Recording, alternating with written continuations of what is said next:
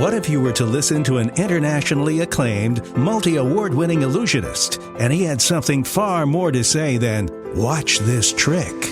Rick Thomas is that performer, ready to go far beyond his magic and far beyond your imagination as he shares secrets regarding our dreams. Dreams that can become reality. The future belongs to those who believe in the strength of their dreams. Dreams pass into the reality of action. From the action stems the dream again. And this interdependence produces the highest form of living. Join Rick and his co-host, award-winning broadcaster Tammy Trujillo, for Nothing Happens Until You Dream. Indulge your mind and take a journey never to be forgotten. A journey connecting all of our dreams as we chase them together.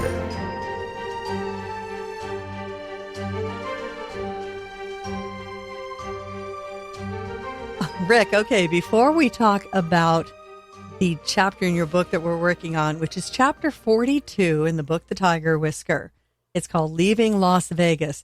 This is a really important chapter in the book. But before we get there, hey, you're a radio star. You just did your first radio show last weekend, huh? Oh my God. Can I do it professionally? You ready for this? This is Rick Thomas coming to you live at Mel's Hard Luck Diner Studios, where I play my favorites from the 80s, 90s, and today, where my microphone is my stage on my 100.1. So there you go. There you go. Not too bad. If you were in one of my classes, I would give that about an A-. Not bad, not bad, not bad. Okay, well, anyway, at least I got my name in there, and the sponsor of the show, right, and what is playing, and most important, the name of the show, The Magic of Dreams. Mm-hmm, mm-hmm. So what was it like, your first real radio show? Because podcasting is broadcasting, but it's a whole different thing.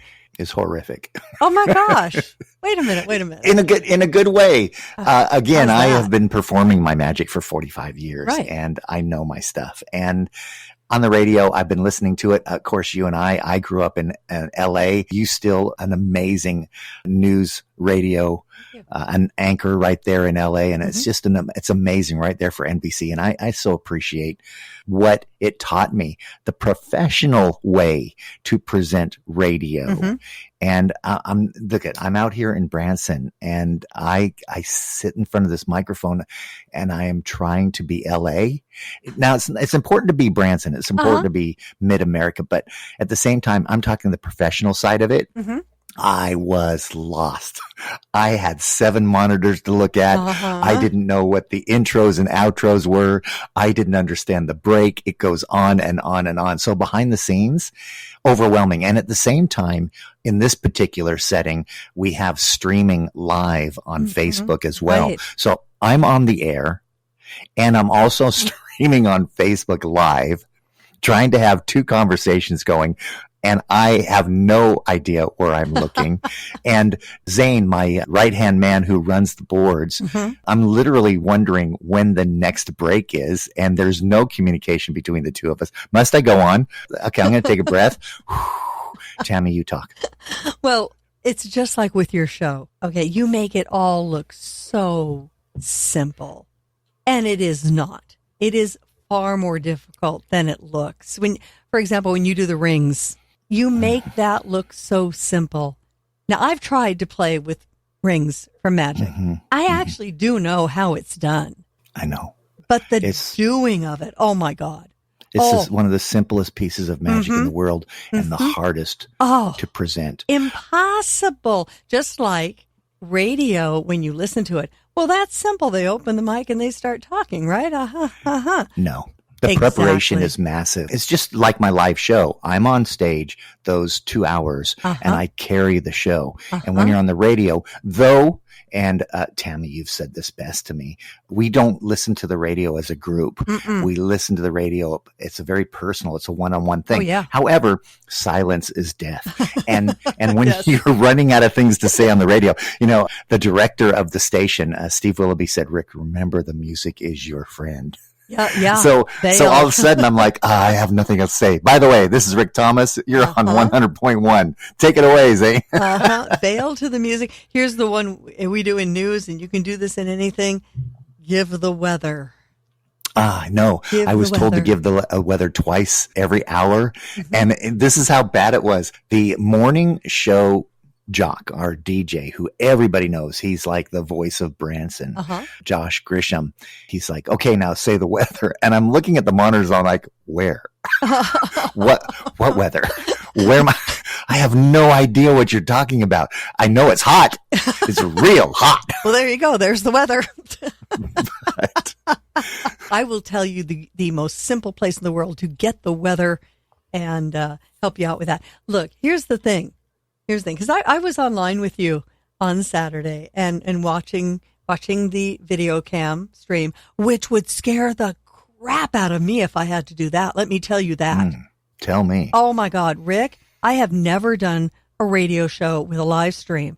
I've done a radio show in person, which is scary enough when everybody's watching you do it because, you go to a song and then they're watching you do nothing. Or you're watching each other do nothing. It's like, I'm aware. Yeah. I am supposed to when I'm off the air, when the music isn't playing, because Facebook can't play the music. Right. It's legality. Right. You turn to your streaming audience and have a separate chat session. Right. And you were on there. Thank goodness you were texting and writing things that were of great importance. And I was like, yep, I agree. Yep, perfect. Yep. Okay, I got to get back on the radio. Literally, we had wonderful people online, but too much for me the first time around. Yeah, that would, honest to gosh, that would throw me. That would totally throw me when I had to do them in person. That was, oh my gosh, I hated it. So having a live stream camera on me all the time, that would have freaked me out. So kudos to you for managing that, plus the on air. That was quite a feat. But you know what? The on air was not bad for the first time out. You got through it first off, and it was fun, and you were fun. Nothing threw you. It might have thrown you in your head, but boy, it didn't. It did not show on the radio. So I would say first time out, man, you did a good job. Thank you. You did. Much appreciated. You did. This coming Saturday, I can't wait because I know it's going to be even better. Only because I've asked you to be on it. Oh, listen to that. Oh, man. My biggest fan over here. I do not pay him for these compliments. Now I need somebody else to interview. We had Josh Grisham, who, again, plays the morning shows.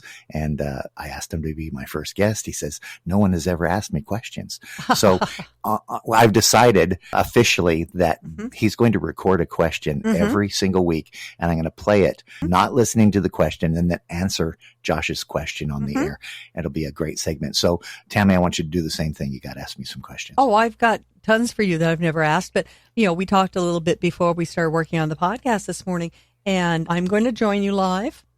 You have a lady who has a fantastic story connected to your show. She's going to join you live in the second hour.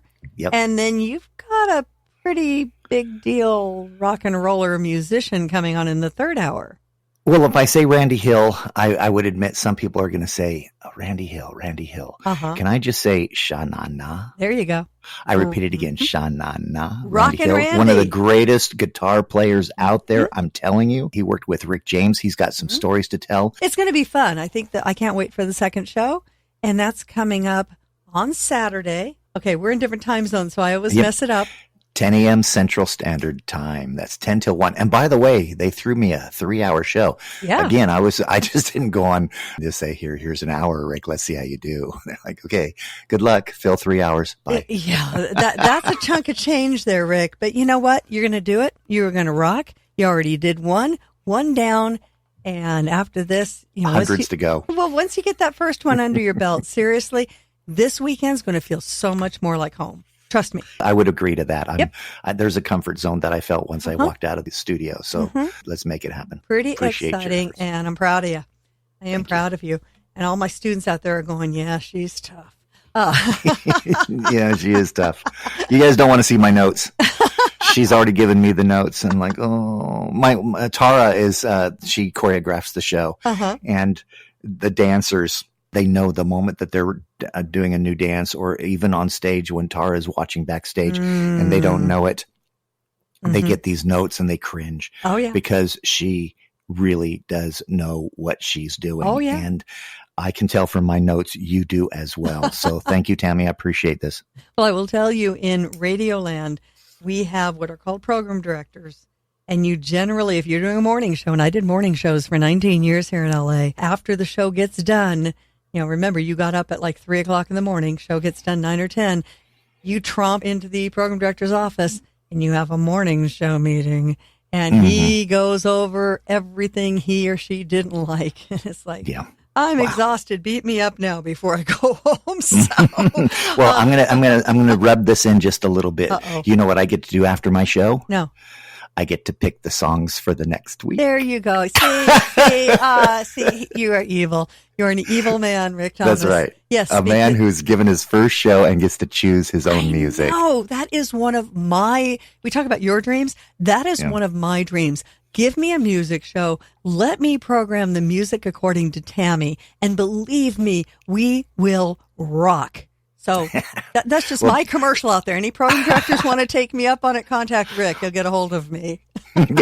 Yeah, I'm her new agent. There you go. I need one. Got this covered. Yeah, okay, new manager. All right. I'm digging this. This could so happen. let's go. Let's sadly leave Las Vegas, right? Oh my gosh, Rick, this is chapter 42 in the book. And there's a personal story I'll add in here if you don't. But you make it to Vegas. You are on the Strip for, 15 years?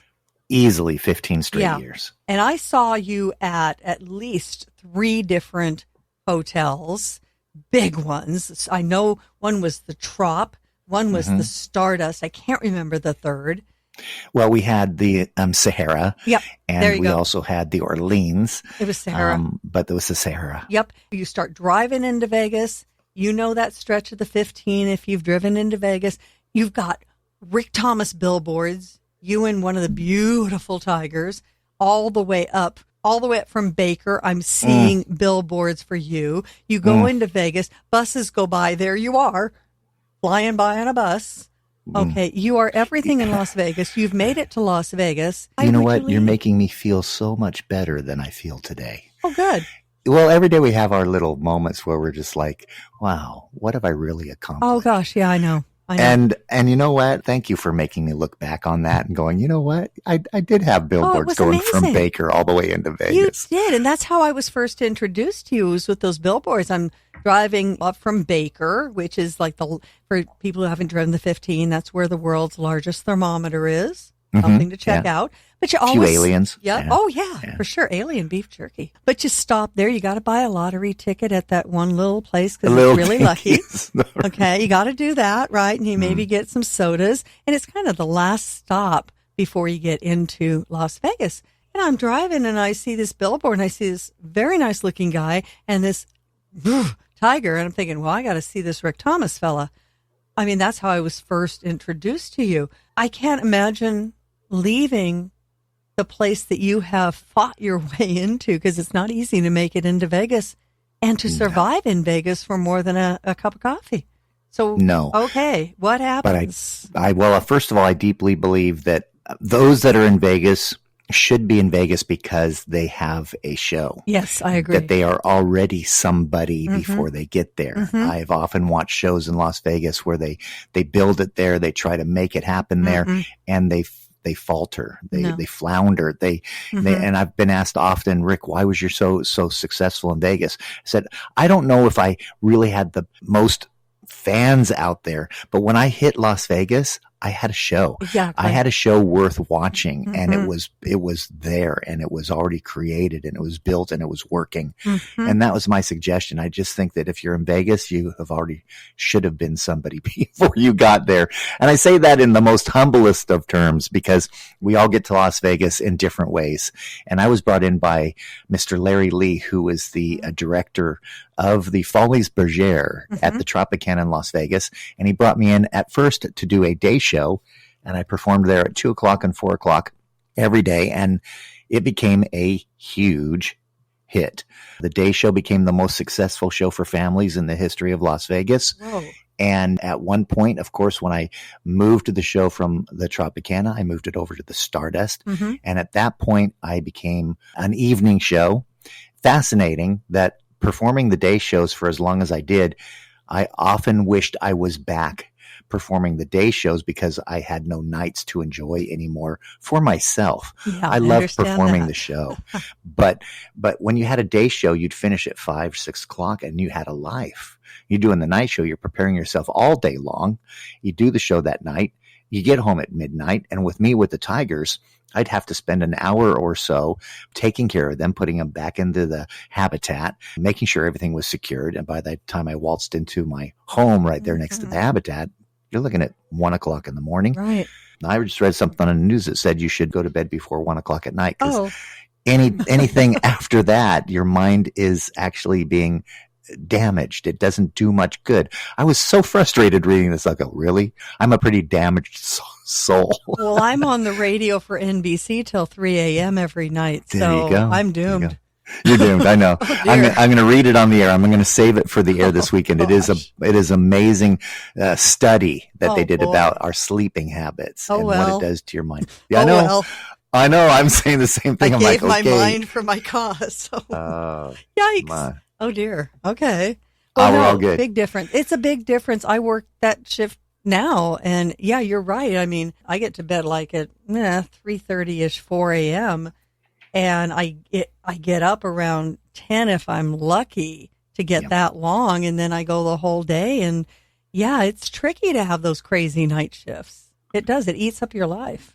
Big commitment. It does. I don't know what your schedule is, but hopefully you're the whole day, 24 hours. I don't stop, right? Yeah, that's what it feels like, truly. It does. But, again, if you think about it, what's the bigger deal, having a day show or a night show in Vegas? What do people, yearn for? It's the night shows. It is the night shows. Yeah. It makes you feel as though you're more important. Oh, yeah. I don't know if that's the case. No, but I was trying to get a word to that meaning. Yeah, exactly. Those are the prime times is the night. Those are the big shows.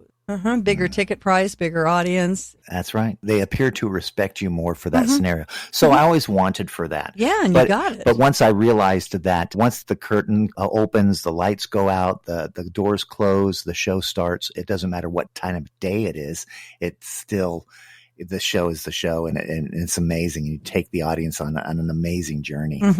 And so I'm thrilled with that part of it. But no matter what it is and how long I stayed in Vegas, there came a time where I actually made a choice to leave Las Vegas and move on to something else. It's difficult, and we'll get to that as well.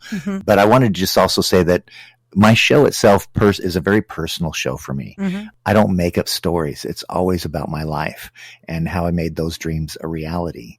I think that what ties this in the best is I was going to share some stories about my children and the relationship I have with them on things that they see regarding our show at 2 o'clock or the show during the day.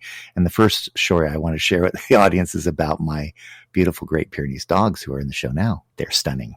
Yes. They're beautiful. This kind of starts to tie into why the leaving Las Vegas part. My daughter Miranda was a big deal in Las Vegas. One of the stories, she was in kindergarten, and they showed her a picture of a tiger, and they said, "What is this?" And she says, "That's my tiger, Samson."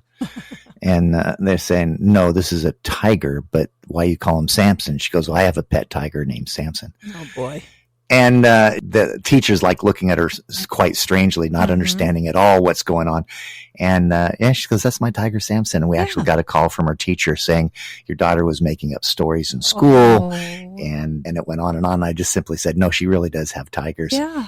But with the Great Pyrenees dogs, once again, out of the mouth of babes, I asked, "Where do Great Pyrenees dogs come from?"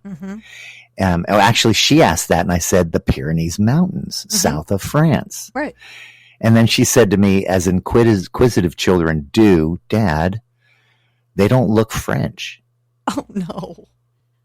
Isn't that adorable? I mean, those are wonderful moments where you have a child who sees it in a different way. I thought that was a wonderful moment that described how children see the world. And I would not have expected the way that she saw it. But by a question saying, "No, I asked you way back when is, how do your kids feel when you're driving through town, you're taking them here, there, or wherever, and there's Dad on a billboard? That's That's got to be strange. Well, it's the same with them having tigers in their backyard. That's true. That's true. Miranda felt that it was absolutely normal. It's normal. She felt it was normal that her dad was on billboards. They grew up with it. Yeah. When I see myself on billboards, all I think is ticket sales. The ego went out the window a long time ago. Okay. It's like, oh my goodness, I got to spend money on billboards to make sure people see the show. Okay. So how different. I had billboards up in one city once. Yeah. When I was doing mornings there, not in Los Angeles. I never had that happen. That would have been cool. But every time I was in that particular city and drove by, I thought, I got to get a better picture. That's all I ever thought. That's all I ever thought was not cool. I got billboards. Ooh, it's like, oh, no. We need a better picture. Gosh. Understood. Whoever's put out a billboard, here's the secret. Don't put out a billboard with more than 6 words on it. That's true. Okay. That's true. You get 6 words. Yep. On your billboard because people are only there to see it for a split second. Exactly. And I've seen billboards that I cringe, not just because it's a bad photo. Right. But because I'm like, oh my goodness, there's 20 words on this board. Yeah. Who designed this board? You can't get the message. What a waste of money because they don't get anything out of it. Yep. Nothing. There's a lesson. So there's a lesson. There's a lesson. 6 words. Period.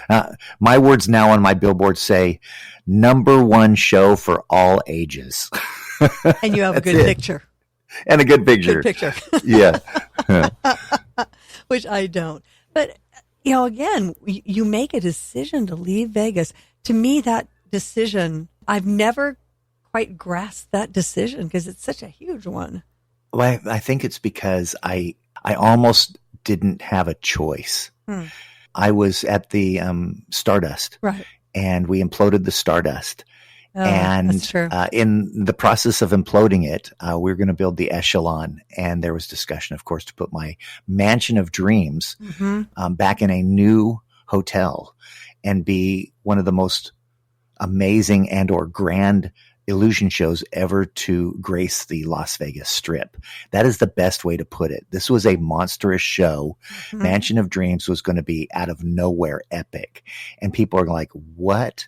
I'd had 15 years of success in Las Vegas. I'd proven my worth to Las Vegas. And I said, okay, let's put together a show that is now Rick Thomas. That is from the ground up, and let's put it in a new theater, in a new hotel. Awesome. During the crash of the 2008-2010 period, Boyd Gaming stopped building their Echelon Hotel. They sold it to Genting, and it continued on as a different hotel. There were new people who came in with new dreams, new wishes, new wants, new desires. And in so doing, Rick Thomas's Mansion of Dreams never occurred. My brother Ross was in town actually performing with the Osmonds and over at the Orleans. And he said, hey, come on over to the Orleans. Jimmy wants to talk to you. I go, Jimmy Osmond wants to talk to me. And at that point, I was pretty in the dumps. Yeah, I bet. I put everything in one basket. And here I am with no show and no direction and knowing that we're like a year or 2 out on all contracts in Vegas. Right. I didn't have any problems because I was out touring while we were going to build the show at the theater. And I was going to come back and ta-da, Rick Thomas has returned to Las Vegas. Perfect. And here's a new show. So I ran over there to the Orleans and Jimmy pulled me in and said, Rick, out of nowhere, you ever consider performing in Branson? And I no. My brother had told me, my brother Ross and Rhett had their show in Branson. The Osmonds had their own theater actually out in Branson and said, well, Andy Williams just passed on and we're looking to bring in some variety. Andy was known for variety and I think that your show would work perfect. We know of your success here in Las Vegas. What do you think? And I thought to myself, well, I know that I'm probably a year out on my contracts in Vegas if I go out there and start pursuing putting my show back in a theater in Vegas. I said, I guess I can come out there for a season. And I went out to Branson and actually fell in love with Branson. And this is our 10-year anniversary, calling Branson home. Branson was always a place where we hoped Ohio Express would play. We wanted to play there so bad because we did. You? Yeah. Oh, we did. We did. we wanted to bring our show. Our show was a bunch of bands of the 60s and 70s. Yes. And we wanted to play Branson. We'd heard about Branson. We just thought it was just such a cool place with so many showrooms and so forth. And our agent could never make it happen. But, it definitely was a destination that we wanted to play. And it still is. Mm-hmm. It's an amazing place. I love the shows that are out here. I'm glad I'm part of it. I enjoy life. I present my show. In fact, I have a show this evening, 7:30, and I'll finish my show. There will be no tigers. There'll be Great Pyrenees dogs, but there'll be no tigers. I'll be home in 5 minutes, and I will actually enjoy life. Mm-hmm. And when you get to a point where you've had an extensive, illustrious career, I don't know how else to use the words, but I've been very lucky in my career. And looking back on it and amazed at what I have been able to accomplish, there comes a point where quality of life to me is as much or more so important as to where I'm performing. Yeah. Do I miss performing in Vegas? Yes, but I get to still perform there every so often each year. Mm-hmm. And I still get to travel the world when Branson closes down a few months a year. So I have the best of both worlds. And at the same time, it doesn't matter. It doesn't matter where you are. All the same people who are in Branson, they go to Las Vegas to see the shows. Mm-hmm. They're the same people that see the shows in Vegas, and then they come back to Branson. And what I love more than anything is people coming out of the show, and they don't kind of know my history, and they'll go, "Wow, this is as good as Vegas." Yeah, right. You go, yeah. Yeah, wow, you should be in Vegas. Yeah, I know. Been there. But, my joy is it's all about me. And I know it shouldn't be all about me, but I'm saying that in a good way. Mm-hmm. I'm enjoying life wherever it may be, whoever I'm performing for. I count my blessings that at that moment, at least I'm still performing a show and I'm having a good time doing it. Mm-hmm. Well, I think we all start to realize quality of life is really important. I don't think we realize that when we're younger at all. It's all about pursuit. Yeah. Pursuit of dreams, which is fantastic. Yeah. But at some point, you and I were talking about this before we started on the podcast. At some point, you start to realize the other things that you've missed during that relentless, all-encompassing pursuit. And you're like, whoa, wait a minute. I missed some life moments there. I know, life. Yeah. I have a saying that it's very subtle, but I'll talk about just people having their problems or difficulties, and you listen to other people's challenges in life, and my words back to them, I said, I know life gets in the way. Yeah. And you think to yourself, but that's what should be in the way. Exactly. It should be all about life. Mm-hmm. And I think that's sadly my last 10 years have gone by faster than oh my gosh I can imagine. And it's because I'm enjoying my life. Mm-hmm. Mm-hmm. Mm-hmm. So I got to find a way to destroy it somewhere. Slow things down just a bit. No. So, and that's why Andy Williams, he didn't leave his career, so to speak, but he did. He left the studios in Hollywood.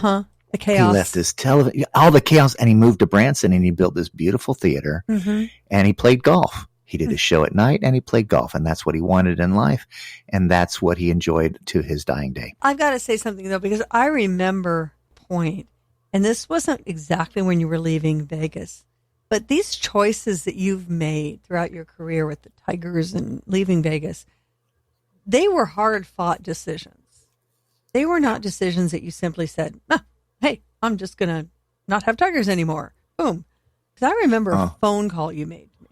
I don't know if you remember this phone call, but I do. I remember where I was. I was out on the upper deck at my house. That's because you're a woman, and women remember everything. So we men, I'm like, every time you say this, Rick, do you remember this? I like, no. Well, see if you remember this. All right. I was on the upper deck at my house, and just out of the clear blue, phone rings. Rick Thomas appears on the phone. I'm thinking, oh my gosh, I hadn't talked to you in probably a year, maybe. And I pick it up, and hey, Rick, and you are not yourself. You are sad. I thought you might be crying. And you're telling me that you don't have Tigers anymore in the show. Mm-hmm.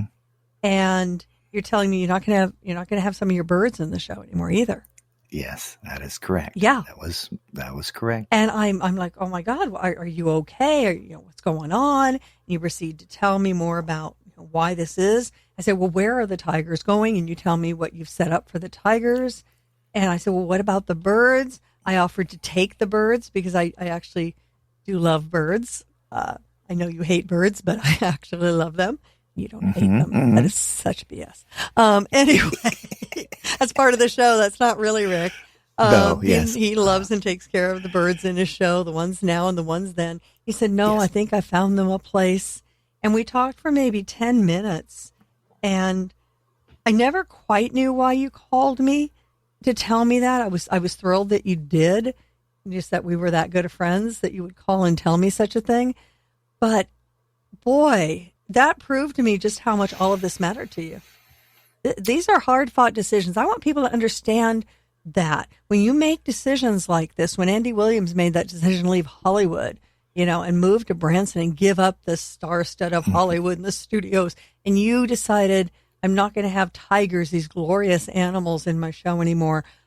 I'm not going to be in Vegas anymore, with all the bright lights and, the whatever that comes with that. The glitz and the glamour. Yeah. I know. These are difficult, hard decisions that one makes. So you caught me. And remembering that conversation, it did thrash me. And it's because I worked my entire life. And the word is work. Yeah, it's work. I worked. It didn't just fall into place. It didn't just happen. I've told people over and over, I get the question, Rick, how did you get here? My answer always is, you don't want to know. True. Yeah. Most people are not willing to do what they need to do to make their dreams a reality. And my push to be in Las Vegas was a push planning on, once I got there, to stay there. And just with my book itself, when I wrote my book, I made a point in it to write that our lives are made up with a lot of chapters. If you think your life is going to be one or two chapters, you're massively wrong. Totally.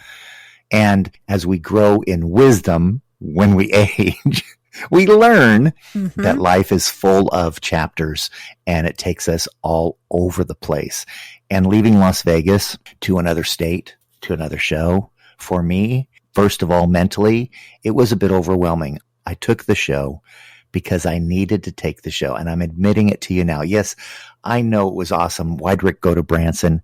At that point, I knew I needed to get my act together and prepare myself to return to Las Vegas. And so doing, keep myself busy for a season and perform literally in one of the most beautiful theaters you can imagine. The Andy Williams Theater is a 2,000-seat theater, and I was very lucky to bring my show there. But in Las Vegas, the Mansion of Dreams was really important for me. I fought so hard to finally build the Mansion of Dreams, and it was taken from me. It wasn't my fault. Everything around me imploded. And I find that in my life, often when I am following my dreams, and you're looking at your life and wondering, why are my dreams coming to reality? Maybe you can also say it's not always all your fault. Correct. It's just the world we live in. The world itself is kind of against you. It's really tough out there, and you got to keep it pushing, and you got to keep going, and you got to work hard at it. So in Las Vegas, I had conquered Vegas. I had proven my worth. I became the most successful show for families out there in the history of Vegas, received a key to the city. You did. And when you look back on it, I was one of the privileged few. So even going back to Las Vegas now, which is great, I get a chance to visit a few friends. It makes me feel important still, like I'm viable within the industry. So Vegas is still important to me in my head. I can say all I want about Branson, and I love it, and I do. And my comfort zone is massive. I can sleep at night and don't worry about people trying to jump on my coattails or whatever it may be. It's Vegas is a pretty wild world out there. It's the wild, wild west, and it still is. It always will be.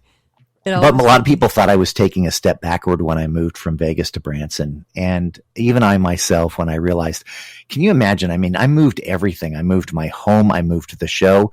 We had trucks and trucks moving across the country to get out to Branson. So when I remember and I look back at that step in my life, it was tough. But I also know that when Jimmy asked me to come out to Branson, I said, all right. And these literally were the words. It was so embedded in my head. You let me go to Branson, but you also let me pursue the Mansion of Dreams. Mm-hmm. Allow me to try and present the Mansion of Dreams. It took me 5 years once I was out in Branson to actually see the Mansion of Dreams come to fruition.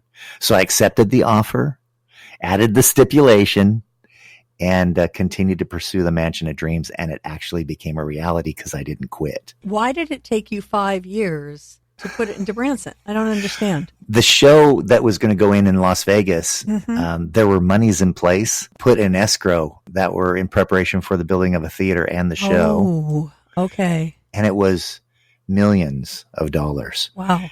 I've had an illustrious career. I've really been really lucky with my career. So I just knew, though, that with the amount of money I had and what it was going to take for the Mansion of Dreams that I wanted it to be, I was, this is like a little overwhelming. I have never borrowed money from anybody to do my show. I've never had anybody back my show.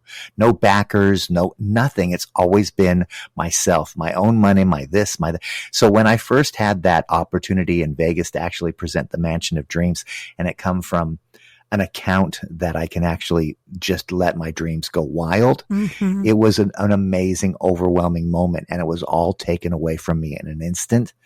And I had to really step back a bit, play the show that I was playing in Las Vegas, which was a successful show. Oh, it was a good show. I saw it. Knowing then when I hit Branson, it was going to be just fine. And at the same time, continue to pursue Mansion of Dreams in its own time, in its own space. And after countless years and from a lot of creative people coming together, I repeat this again, I could not have done this without people who I have surrounded myself with who were just expert at what they do. The crew, the staff, the pyrotechnics, the costuming, the choreography, the dancers, everything. I'd written the show. I had this vision in my head. I had to challenge all of that. But at the same time, I still had to rely on so many people to make it work. So this amazing theatrical production came together because there were a whole bunch of people who were trying to follow their dreams in some way or form and make it happen. Yeah, that's the thing we don't really understand sometimes about how the world works or the universe works, whatever you want to say, is there is so much going on around that you can't control. You know, it's going to impact you, good, bad, or indifferent, but you can't control it. And it's hard sometimes to justify that in your head. Yeah. That's why you have to keep pushing forward. I do a bit in the show where I tell a girl to follow her dreams, and the words are specific. I say to her, don't you ever do anything but follow your dreams. And it's important because I literally tell her, and at the end of the show, she's wearing her little pin that says dreams. And I go, oh, there's my dream girl. And her parents are standing next to her. And I said to her again, this was even last night, will you do me a big favor? I'm serious. Please, I beg of you to follow your dreams. I said, I know it's hard out there. I know it's difficult. I know it's tough, but I want you to listen to me carefully. The reason I succeeded is because I didn't quit and everybody else did. Yeah. What happens is there's a whole bunch of people out there trying to follow their dreams. And for some reason, they get frustrated. They shouldn't. I know the frustration is there. They got to keep pushing forward, but they shouldn't quit. And if you do, all of a sudden you realize that doors open that weren't there before because there's no one next to you following those same dreams. Right. And I said, as everybody else kind of goes off and does their own thing, it's going to give you that opportunity for your dreams to come true. Maybe sooner rather than later, maybe later in life. But I can tell people, some people will say to me, Rick, I'm so frustrated my dreams have not become a reality. And I said, let's back up just a little bit. I can tell you this. If you have been seriously pursuing dreams, even though the dreams that are in your head have not come to fruition exactly as you perceived it, if you take a moment to look at where you were and where you are and the progress you've made, part of your dreams have come true. Maybe not all of it, but some of it. And you need to realize, because you have all these outside forces and kind of pushing you in one direction and another, kidding. For your dreams to come true exactly as they are in your head, you just need to realize that maybe, just maybe, those dreams have come true. You just can't see it. Mm-hmm. It's so true. But you just can't give up. That's the key. And I think today, especially with younger people, you know, that with college students coming right out, boy, they expect that just to boom, there it is. Got it. I know. Now what? Yeah. Oh, yeah. You mean work? Uh-huh. Beyond school, beyond the hours that because it's a very specific lifestyle. Yes. College. Yeah. And everything's actually lined out for you. Yeah. Once you choose your major curriculum. Right. Uh-huh. Yeah. You kind of just go those directions. Okay. I got to be here at 9. I got to be here at 10. You get out of school and go, wow, I don't have to get up tomorrow. Yeah, I can lay in bed all day long. That's right. And the day after and the day after that. But, you know, a lot of students get that first job, and that job may be in the right direction, but it's not everything they ever imagined it to be. And it's like, wait, my dream this is not my dream. No, it's the first step. Yes. Yeah. It takes steps to get there. Question, if you were brand new out of college, okay, and you wanted to be a radio DJ, okay. Yeah. And no, never. It's not going to happen. Let's just play a game. All right. Yeah. And you got the job and you were doing Saturday mornings on the air. And you did last Saturday as your very first day. Yes. And you're 20. Would you come back or would you run for the hills? Oh, no, I'd come back. Oh, we see, you would come back. No, I would come back. Nothing stops me. No. My what's the greatest thing is someone to tell me I can't do something. Oh, forget about it. Oh, you think not? Oh. Well, that's why I think I wrote the book, and that's why we have the podcast as well. My mindset is right. Yeah. And it's not something that's just given. You have to practice. You have to put your arms around it and embrace it. I know this kind of sounds goofy, but if you think that just all of a sudden Rick Thomas has this ability to just, he has so much more of ability and so much more positive personality. No, I have to tell myself every day to follow my dreams. Ask my wife, Tara, I wake up in the morning going, oh, I'm depressed. Oh, hello. Yeah. So please understand, we're all in the same boat. We all have the same life. We have we have the same dreams. We have the same nightmares. And when you look at it and you step back just a little bit, you realize we're in this together. It is frustrating, but the one thing you can't do, and that's the same thing with the radio. I can tell you this. I finished last week and I got hugs and people said, oh my goodness, Rick, you pulled this off. People can always have a lot of terrible things happen on the radio the first go around. Yep. Everything, it just worked. And then I went home. Yep. And I was at that moment depressed. Oh. I started thinking personally about what I could have done better. Oh, yeah. What I thought I had done wrong. And you know what? But that's good. Yes, it is. The depression part about it is, I'm like, okay, let's go find something to eat. Right? Whatever it is to try to make yourself happy. And I thought, you know what, though? It's good. If you don't have those questions, if you don't keep thinking, what am I going to do to make it better? If you don't keep thinking, how am I going to make my show sound like it's LA, baby, Los Angeles, big Mecca right here in Branson. That's what I want. I want the show where everybody goes, what? Have you heard Rick Thomas? Have you heard Rick Thomas on the radio? You've got to hear this show. That's what I'm fighting for. Cross my fingers. I can do it. Oh, no, you can. But that's the thing. Sometimes you get that dream and it may not be perfect right now. And you cannot say, oh, didn't work. Got to run away and find something new. No, you stay put and you make it happen. You fight for it. I mean, I will tell you, the day after my first night on the air, this is before we had cell phones, folks. I was home and I waited for the phone call. I was sure that phone call would come in with the station saying, hey, Tam, don't worry about coming in tonight. Nice work last night. We'll have a check for you in 3 days. Oh, wow. I was certain. You were certain, literally. Certain. You weren't homeless waiting for people to call and tell you how wonderful you were. You weren't waiting for the accolades. You weren't waiting for fans to say, wow, this was amazing. No. I was certain that phone call would come. And even when I went to the station that night, because I was doing midnight to 5, and I got to the station, I thought, there's going to be a note on the door. There's going to be somebody sitting in the lobby. I mean, somebody's going to tell me to go home. And nobody told me to go home. And I made it in there the second night. And, well, I didn't make quite as much of a mess as I did the first night. And you know what? That phone call never came. And now look, you're stuck doing radio. Oh, my gosh. And it's just a terrible, terrible thing. But, that's the thing. When you get your dream, you got to work to shape it. I think too often we give up. Oh, it's no good. No, it's not. You got to work. You got to work so hard. I was actually frightened coming out to Branson, hoping that the show would be accepted. Oh, I bet you were. That it doesn't matter, even coming from Las Vegas, knowing that in my head, oh yeah, I'm coming from. No, I didn't think I was just coming from Vegas and I was going to rule Branson. He said, Rick, remember that Missouri is the show me state. That's what it's called. It's called the show me state. Yep. And you got to prove your worth no matter where you're coming from. And I went into Branson and I presented my show. And even after presenting it, I continue to try to make it better. I see where I'm wrong. I see where I have to curb certain things in some way. Make it fit Branson. That's right. I had to fit Branson. Yeah. And I graciously received Entertainer and Show of the Year in Branson.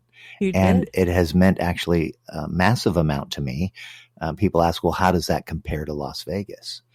And I must tell you honestly, it's the same thing. I worked extremely hard to make sure that Branson would embrace me. I want them to know that I'm here as part of Branson, and my success should be Branson's success as well. That's how I live my life. I think it's very important to do so, that it not be just about you, not go out there and take the money and run, that you literally are there to whoever you're working with to make sure that their success is part of it.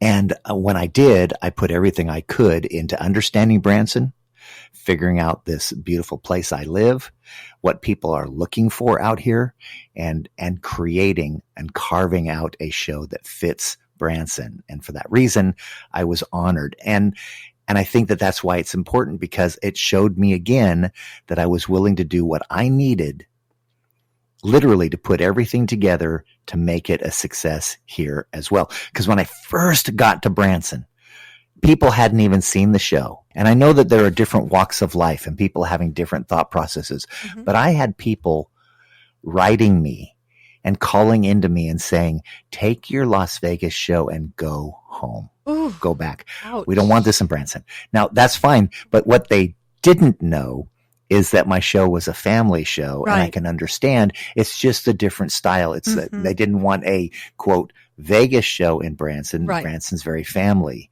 And I realized at that point I needed to prove my worth by showing them that, yes, Rick Thomas comes from Vegas, but I come with an open heart. I am sincere in what I do, and I hope I don't get it wrong. Here we go. Well, and it worked. So you've proven it. There is a great picture too in the book, and I really want you to get the book. Great picture of you, Tara, and Preston. He went too, accepting Branson's Entertainer of the Year award. And you've won that several times, not just once. I use the word humbly a lot because I don't know how else to say it without having an ego, scream and yell and go, see? Did it. Yeah, did it. I received Branson's Entertainer of the Year the last 3 out of 5 years. It's a wonderful picture. And that's why you got to get the book, The Tiger Whisker. We got the link in the show notes. Because then as you hear the podcast, you can look at the pictures, which are so cool. Let me just give a shout out to Branson for people who really don't know what's going on out here.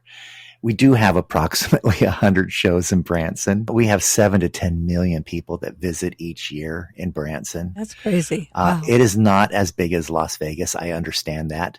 But I'm very proud of the Mansion of Dreams. I'm proud of what we accomplished at the Andy Williams Theater.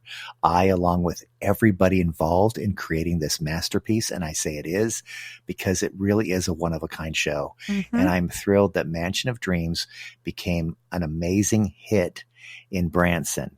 Now, if I were on the radio, I would then say to you, hey, I'll be back in a few minutes and tell you what went wrong. And then you go to commercial and keep your audience listening. So I can tell you this. Mansion of Dreams was a grand success in Branson. However, I'm presenting a very different version of it now because things changed drastically once it opened, and we're going to share that with the next podcast. So if we got them both up and running and you're here sitting here listening to this, you listen to both of them. I mean, binge podcast if you have to. There you go. And I share with you that even though your dreams become a reality, once again, you need to realize that everything around you causes your life to take different directions, and you have to decide on where you're going to go with it. Either quit and just go back and sit in the audience, or you stay on stage and continue to perform. And with that said, Mansion of Dreams continues. My life is full, and I'm thrilled with what I'm doing and where I'm at. But those are stories to be told in the next podcast. And we've got that coming up. Very nice cliffhanger there, by the way. I like that. One more thing before we talk about, or before we go, is to talk about another part of the dream. Part of the dream, and you've alluded to it multiple times today, is money. Dreams take money sometimes. I know. Mansion of Dreams.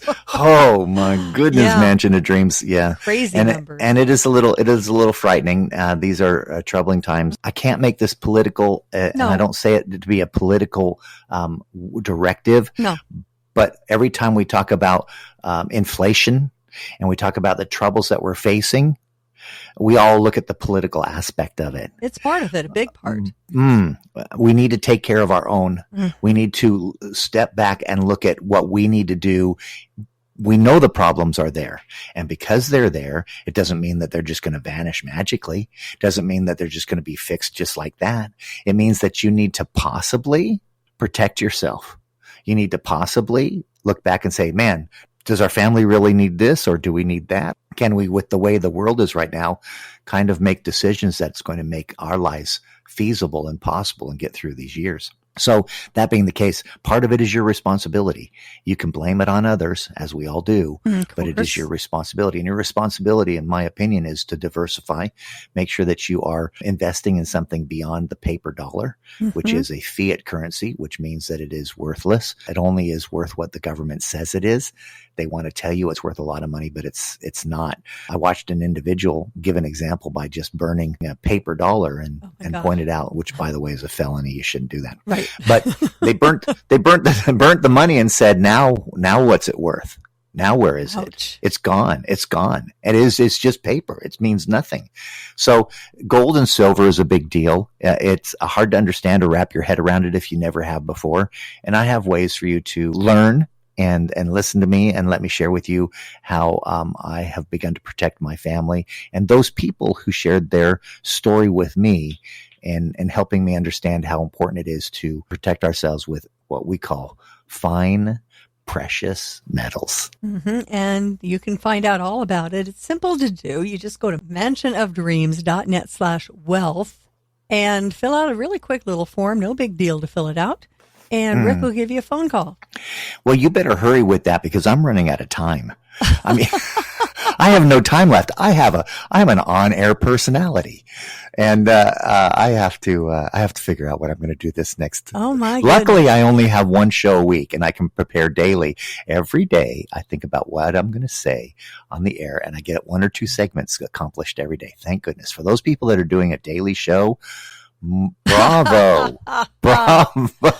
Yep, he now knows. We have pulled back the curtain on radio, and now he knows how hard we work. So I like that part because everybody thinks I have an easy job, but I don't either. So not so, my friends. Not so. Nope. All right. One more time before we go. How do we hear you on the radio on Saturday mornings? Well, you go to 100.1 and listen to The Magic of Dreams with Rick Thomas, where my microphone is my stage. I repeat again, my 100.1 on KOMC FM, the 80s, 90s, and today. It is a pleasure to have you on board. Enjoy the journey with me. Follow your dreams and listen to The Magic of Dreams. Darn, you sounded like a radio announcer. Thanks for joining us this week on Nothing Happens Until You Dream, starring Rick Thomas and featuring Tammy Trujillo, and is based on Rick Thomas's best-selling book, The Tiger Whisker, available on rickthomas.com. We hope you enjoyed this episode. We'd love for you to subscribe and leave us a review wherever you get your podcasts. And check us out on Patreon for exclusive members-only content. Stay up to date with Rick and Tammy at nothinghappensUntilYouDream.com. Remember, you must follow your dreams, not only for yourself, but for the rest of our future. We'll see you on the next episode.